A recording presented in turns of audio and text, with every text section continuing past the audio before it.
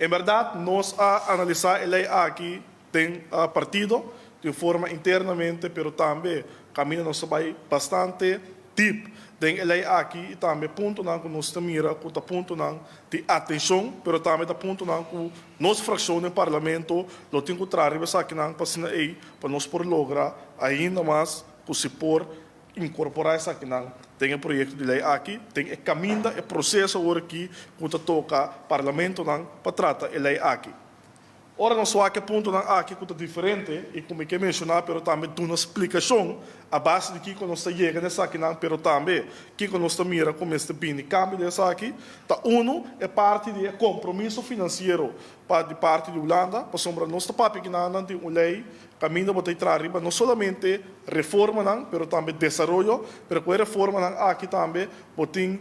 é parte de inversão financeiro que o ministério dessa aqui e que tem compromisso com o lobby dessa aqui para inversão tomar lugar tanto de reforma, pero também é parte de desenvolvimento. E também sei nessa hora nós estamos por no momento aqui notem fortemente o compromisso financeiro de parte de Holanda para a inversão que tem que tomar lugar e também são coisas que nós concorda também tem passado promessa não que acordo-se de parte de Holanda e ora mesmo lá bem cumprimento de parte de Corsol nós concorda é famoso para daí ora é parte que ainda será cumprir que a parte financeira essa aqui não a tomar lugar e nós toda queremos que nós singular passado repetir isso mesmo dia mais e nós queremos que tem a lei mas também é parte de compromisso financeiro que Holanda está dando para o mês, de duna sustenta isso aqui de parte financeira, se nós que logra em verdade acordo não com nossa firma, acordo não com nossa energia para o que está reforma, pero também desenvolvimento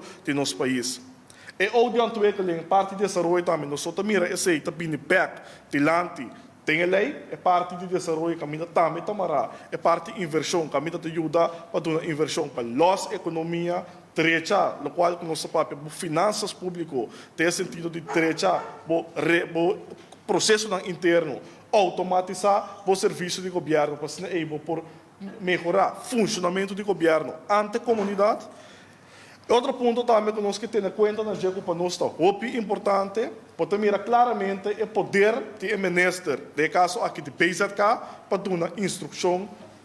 para a lei aqui. Esta põe em duas partes, porque cada wet, a lei holandesa, que a lei holandesa, que está dando o ministro, a autoridade, door que zelfbestuursorgaan, pero também tem essa aqui em cada artigo 6 da lei aqui, caminho o ministro de BZK tem autoridade para dar uma instrução riba a lei aqui enquanto de funcionamento e o qual esta quer começar a tomar lugar.